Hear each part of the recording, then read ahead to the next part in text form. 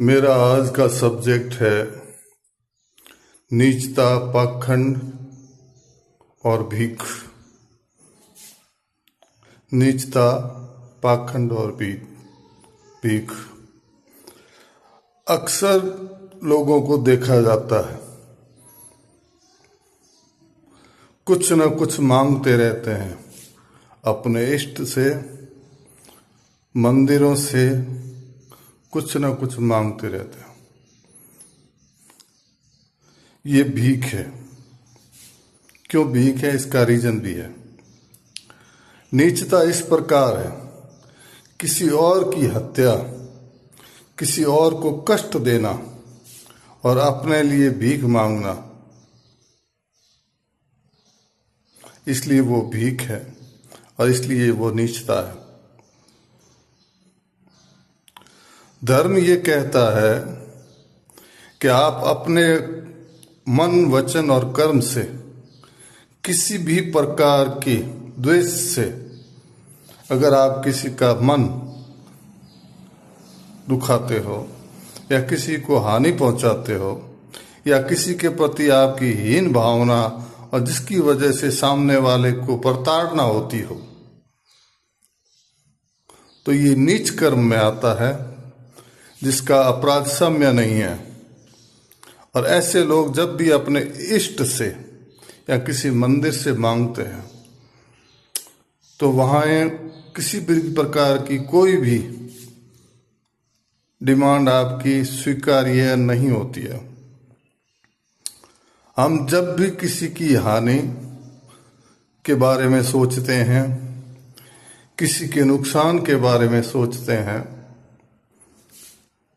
या किसी की इतनी घृणा से हम किसी के बारे में सोचते हैं, जातीय, धर्म, नस्लीय भेद भावनाएं देखते हैं और उसके अगर किसी भी प्रकार की हानि होती है और उसी पर हम जश्न मनाते हैं या उसमें अपनी खुशी जाहिर करते हैं, तो परिणाम स्वरूप उसी परमात्मा की बनी हुई प्रत्येक व्यक्ति, जीव, वो सब उसकी प्रकृति का एक हिस्सा है।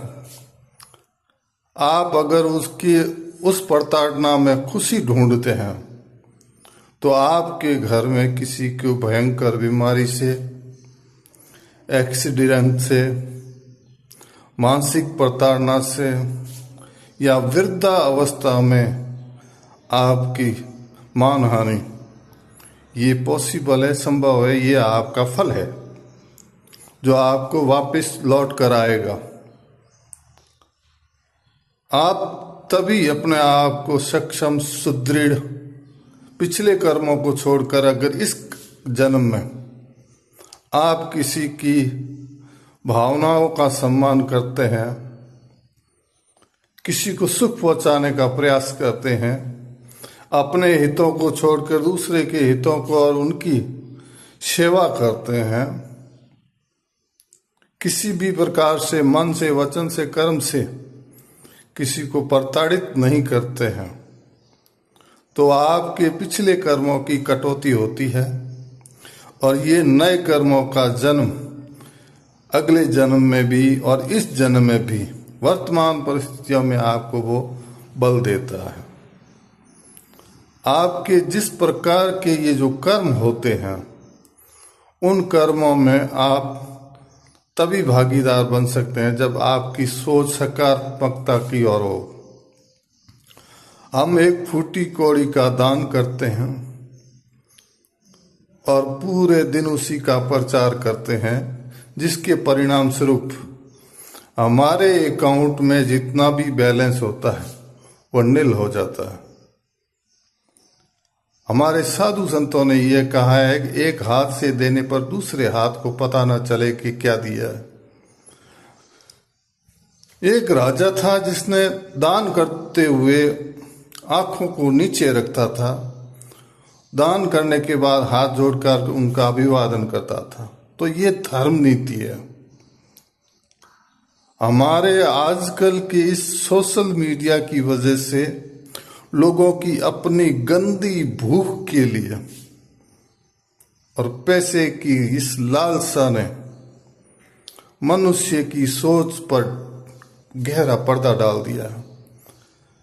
इष्ट से मांगने और इन मंदिरों से परमात्मा से मांगने वाले लोगों से मेरा ये निवेदन रहेगा कि अपने आप को कभी टटोल कर देखिए। आप जहाँ जहाँ भटकने जाते हैं, जहाँ जहाँ आप मांगते हैं, अपने मन को टटोल कर देखिए कि आपकी मन वचन कर्म से जिस प्रकार से आपने किसी को प्रताड़ित किया है या प्रताड़ना की सोच रखते हैं या किसी धर्म के लिए आपकी विशेष टारगेट व्यवस्था है, आपकी किसी के प्रति विशेष द्वेष है, तो ऐसी परिस्थितियों में आप क्या उस उपयोगिता रखते हैं जो परमात्मा आपको दे पाए? परमात्मा उसी को देता है जिसकी सोच में सकारात्मकता होती है। कहते हैं कि परमात्मा तब तक नहीं लिखता जब कोई कुकर्म और घटिया कर्म कर नहीं लेता, और परमात्मा वो उससे पहले जल्दी लिख देता है जो सकारात्मक भाव रखता है और उसकी योग्यता नहीं है, फिर भी वो सोचता है कि मेरे समाज का अच्छा निर्माण हो, मेरे अड़ोस पड़ोस में गरीब गुरबे की मैं मदद कर पाऊं, मेरी वजह से किसी को तकलीफ ना हो, मैं ये चाहता हूं कि उसके साथ ऐसा हो, सुंदर माहौल हो, मैं ये चाहता हूं कि उसका सब कुछ अच्छा हो, उसके बाद मेरा हो। तो परमात्मा लिखता है, वो लिखता है, वो आपके किसी भी सद्गुण में वो भागीदार बनता है, आपके अकाउंट में जमा होता है। आप ये देखिए कि आपकी एक सकारात्मक सोच वह काउंट होती है और एक नकारात्मक घटना घटने के बाद आपके साथ काउंट होती है। परमात्मा की इस प्रकार की दया का हमने गलत दुरुपयोग किया है। संसार में जब भी हम अपने आसपास किसी भी जीव के लिए नकारात्मकता घृणा भरी सोच रखते हैं तो हमारा अधिकार नहीं है कि परमात्मा से कुछ मांग पाए, और जो मांगते हैं वो भीख है। परमात्मा के साथ आप अधिकार के साथ मांग सकते हो 3 वस्तुएं: मुझे धर्म नीति से चलने की सक्षम और समृद्धि दे। दूसरा, मेरे कर्मों के अनुसार, मेरी योग्यता के अनुसार जो दान पुण्य करने की अगर कोई व्याख्या बनती है तो उसके अनुसार मुझे धन दे। मुझे परमात्मा अपनी शरण में रखकर भक्ति दे ताकि मेरे मन से, वचन से, कर्म से किसी भी प्रकार का मैं किसी को हानि न पहुंचाऊं। हमेशा व्यक्ति की शीतलता ही व्यक्ति के सद्गुणों की उपज की खान बनती है। हमेशा संत ये कहते हैं कि परमात्मा की प्राप्ति के लिए अपने आप को बलिदान करना होता है। गृहस्थ व्यक्ति के कई प्रकार के नियम हैं। प्रथमतः अपने हाथ से भोजन करवाना, किसी को पानी पिलाना, अगर आप योग्य है तो किसी की सहायता करना, मन से, वचन से, कर्म से, ये होते हैं सब कुछ। तो कबीर साहब ने ये कहा था, मुझको क्या तू ढूंढे बंदा, मैं हूँ तेरे साथ में, ना काशी कैलाश में ना किसी वेश में, मुझको क्या तू ढूंढे बंदा, मैं हूँ तेरे पास में।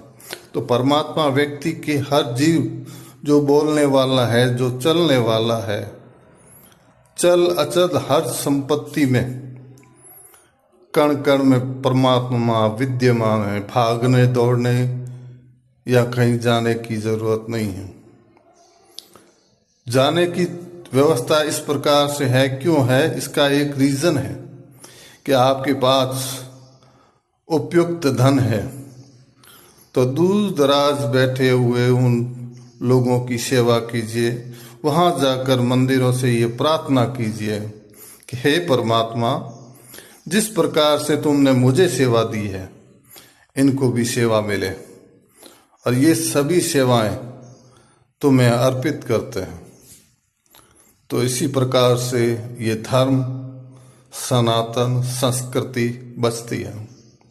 जिस प्रकार का ये पाखंड, ढोंग और नाटक सनातन और धर्म के नाम पर, जाति के नाम पर हो रहा है, ये हमारी संस्कृति, हमारे कल्चर के किसी भी प्रकार की किसी भी स्थिति में मान्य नहीं है, मेल नहीं खाता है। नहीं, ये संस्कृति हमारी है। ये संस्कृति राजनीतिक संस्कृति है जो चालों से लोगों को बांटने का काम करती है, अपनी सत्ता की भूख मिटाने का काम करती है। और इसी का परिणाम स्वरूप है कि कौरवों और पांडवों दोनों सगे भाइयों में युद्ध होता है, भाई के हाथों भाई मारे जाते हैं। तो ये धर्म नीति ये कहती है कि आपकी नैतिकता, आपकी सोच, आपके धर्म के आधार पर आपकी पहचान बनाए। ये पाखंड और ये घटिया राजनीति के शिकार हुए लोग आप धर्म की नीति से भटक चुके हैं। आप अपने धर्म को पहले पढ़ना सुनना सीखिए।